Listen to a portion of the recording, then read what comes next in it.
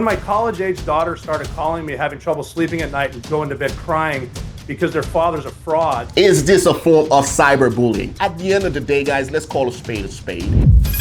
Iran is sending drones to Venezuela for Venezuela to use in potential strikes against American warships. The allies of Venezuela will not sit idly by as they get invaded. It's not as easy as you guys might think. Let's finish this one off with a fire video from the one and only Shrek McPhee about how he handled and responded to the shitheads that were talking crap about him. Take a listen.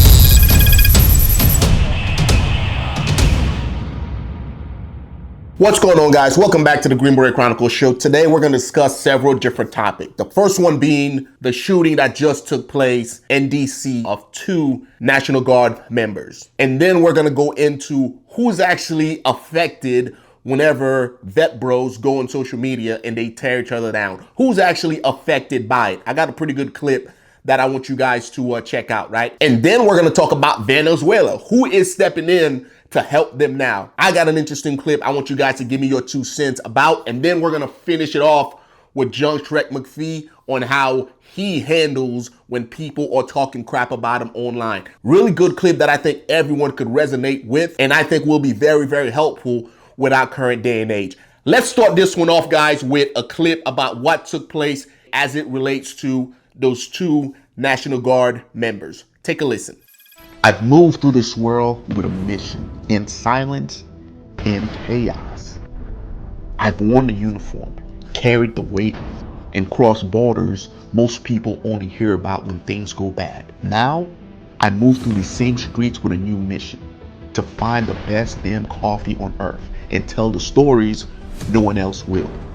From the highlands of Colombia to the alley roasters of Tehran, from the back streets of Port-au-Prince to the hills of Vietnam, from the dust of Afghanistan to the shadows of somewhere I can't even name yet. This isn't a travel show. It's not a coffee review. It's an operation. My name is Dorleus, ex-Green Beret and founder of Dark Arts Coffee, and this is the Field Guide. The place most won't go, the beans most don't know, and the dark truth brewed in every mug.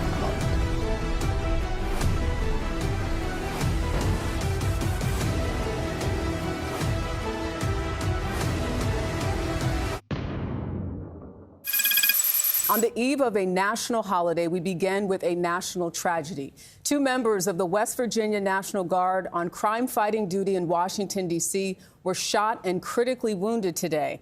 They were ambushed just blocks away from the White House. CBS News captured the immediate aftermath of the shooting right there. A suspect was wounded and taken into custody and is now in the hospital. President Trump in Florida for Thanksgiving posted that the shooter will, quote, pay a very steep price. I said this on this channel before, guys. I said this on this very scene, right? A couple of weeks back about what the possible outcomes might be if this continues, right? Guys, our soldiers deserve better. They deserve better from you guys, the citizens. They deserve better from you guys, the politicians, and they deserve better from this country. They don't deserve this. On the eve of Thanksgiving, this is what took place, right? From a military standpoint, this is what's going to happen next, all right? More National Guard members are going to flow into DC and other places around the country. When they get there, their rules of engagement are going to be dramatically different from what they were prior to this happening. They are going to be more vigilant. They are going to be more offstandish, right? What does that do to the citizens that they are sworn to protect, that they were brought there to protect? Let me tell you guys a story. 2014, right? We're deployed to Afghanistan. Every time we go to a village, nice and quiet, right? That particular village was always quiet, nothing to worry about. And the one time we go there, we got shot at, right? Taliban had moved in. Guess what? From that mission on, every time we went to that village, we were always switched on. Armed to the teeth. Anything moves, they're getting special attention. If you're a civilian and you see these National Guard members, stay away, right? Don't even go up to them and say, hi, thank you for your service. We're sorry this happened to you. Just stay the heck away from them. Go about your business, do your job, let them be. Because I tell you what I'm doing if I'm a National Guard service member, I am switched on 110%. I'm looking at everything and I'm suspicious of everyone. Why? Because we're human beings. We have that protective instinct. We don't want to get shot while we're walking down the street of DC. So guess what I'm going to do now? I'm going to be extra vigilant and I'm going to keep everybody at arm's length and I'm going to be quick to react to make sure that I don't get shot at. Imagine being in Afghanistan or Iraq and you don't know who the enemy is. You don't know who's friend. You don't know who's foe. Why? Because there are no uniforms. These guys were in DC doing their job. They don't know who the enemy is. They don't know where those shots were going to come from. They're in the United States of America. And what happens? They get gunned down. How would that make you feel, guys? How would you react if this was you? Let me know what you guys think about this one, guys. Those two service members are in my prayers. Guys, I give two fucks about your politics. I don't give a shit if you think Trump is right or if you think he's wrong. What happens to those two service members should not have taken place. Those guys signed up to serve this country. They deserve better from every single one of you guys. But yeah, guys, let me know what you guys think about what took place in DC. Now let's transition into Venezuela, right? I found a pretty good clip talking about a certain country sending aid to Venezuela. Let's take a listen. Breaking news. Iran is sending drones to Venezuela for Venezuela to use in potential strikes against American warships. If the U.S. decides to bomb Venezuela, this could turn into a major international crisis. Venezuelan officials said, "We are almost certainly in need of these Iranian drones with a range of 1,000 kilometers. But it's not just Iran. China is also preparing to send military equipment to Venezuela, meaning the U.S. could be facing a serious fight if tensions escalate." Just a week ago, Venezuelan President Nicolas Maduro sent a letter directly to China. Ironically, that letter was intercepted by the U.S., revealing what was inside. In the message, Venezuela asked for expanded military cooperation between Venezuela and China. Russia has already supplied Venezuela with air defense systems, missiles, and other weapons. It's very likely that Russia's allies, China and Iran, will also continue sending military support to Venezuela. Whether this situation becomes a serious challenge for the United States or just another manageable conflict remains to be seen. What are you guys' thoughts, guys? Iran sending drones to Venezuela in order to help them with the fight against the United States, right? What are you guys' thoughts? Because I've said this a few weeks back, guys. The allies of Venezuela will not sit idly by as they get invaded, right? They will not just sit there as the United States moves in to do work. Iran is going to act. China is going to act. And of course, Russia is going to have something to say about that also, right? How do you guys see this ending, guys? Because again, it's not as easy as you guys might think. There are second, third, and fourth order of effects whenever we decide to put forth a plan to go into a country and remove that leader, right? We've done it in the Middle East and we didn't have to worry about any other blowback. Venezuela is very, very close to the United States. It's a lot closer than Syria. It's a lot closer than some of these other places in the Middle East, guys. If we do this in Venezuela, what is the blowback going to look like? Eager to hear what you guys' thoughts are about Iran stepping in and sending drones to Venezuela in order to help them, right? Guys, let's transition into another topic that I thought was pretty interesting. And it's not one that I've seen before, and it's not one that I've thought about as far as the actual victims of the shenanigans that take place on social media, as far as the vet on vet hate that's going on, right? I found this pretty interesting clip by Rob O'Neill. Take a listen.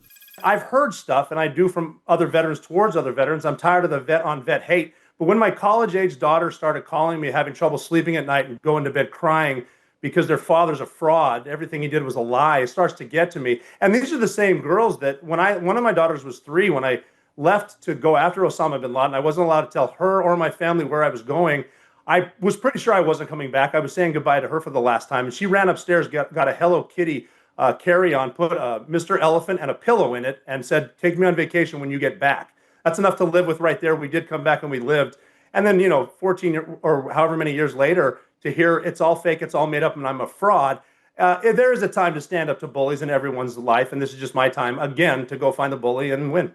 What are you guys' thoughts, guys? Is this a form of cyberbullying? And what are your thoughts about what Rob said there, guys? Don't care about what you guys think as far as if he did or if he didn't. But the second and third order of effects, as far as who it affects, What are you guys' thoughts about this, guys? If you were in his shoes and your kids, your wife, your parents were all privy to this information and they're calling you left and right about, hey, I heard this. Is this true? Like, what would you do about that? And how would you feel? Like, guys, I made a video on this channel a while back about, hey, there's a time and place to let off the shenanigans, right? I think the title of the video was, hey, leave Tim Kennedy the heck alone, right? Because the direction that he was going was cyberbullying. Yep, we got it, right? But at what point is it going to stop? But it just kept going and going and going and going and going. And at the end of the day, guys, let's call a spade, right? We're all grown-ups here, right? It was being done for clicks and views. Don't give a crap about what anybody else has to say as far as, no, it's accountability, bro. We're just doing this because that's what needs to be done. Just shut the hell up with all that nonsense. That's not the case at all, right? There comes a time and place where you got to call a spade a spade. You're addicted to the dopamine hits, and that's why you're doing it. How do I know? I was there once, but I've evolved. Some of the crap that's going on out there and some of the people that's doing it, they don't have the ability to evolve, which is why they're doing the same crap over and over again, guys. What are you guys' thoughts as far as the real victims of this vet on vet hate, on this shenanigans that's taking place on social media? Eager to hear what you guys' thoughts are, guys. Let's finish this one off with a fire video from the one and only John Shrek McPhee as far as about how he handled and responded to the shitheads that were talking crap about him. Take a listen. You know, there's a lot of shitheads in the world. They say whatever the fuck they want. We call it free speech. There's nothing you can do about it. Don't let it ruin your day. You know what I mean? I think it's Mother Teresa has like a poem or saying or some shit. The person with the smallest mind can tear down everything that took you a lifetime to build. What are your thoughts about this one, guys? What are you guys' thoughts about how John Shrek McPhee chose to respond to everything that was going on as far as guys on social media talking about some of the missions that he did and him embellishing in some of his stories, right? What are you guys' thoughts? And guys, like I've said, if you followed me here for a while, you know I used to do that type of content, right? And I can tell you the high and the lows that I used to feel when I was doing it, which is why I know exactly what those guys are doing, right? I was there. So I can speak intelligently to this, right? One, it doesn't help recruiting. How do I know? Because I've gotten the messages from the young men and women looking to join the military and saying, ooh, if this is how SF is, I have no interest in serving. I've gotten the messages. Two, I've taken an internal look at myself and realizing that I'm surrounded by sociopaths. I'm an SF guy. I've done shit throughout my career that are unethical and immoral. And 99% of all the special forces guys that I know have done the same. They thought it was a lawful order and they did it, right? They were off duty drinking and they did do dumb shit. So who am I now to throw stone at glass houses, right? I've been that guy, right? And it took me looking inward to realize, oh, this is dumb. I think I'm helping, but I'm actually not, right? Let's do a 180 and actually do good work that I can be proud of, work that my kids can watch later on in life for generations and generations to come and say, I'm proud of what my dad was putting on the internet.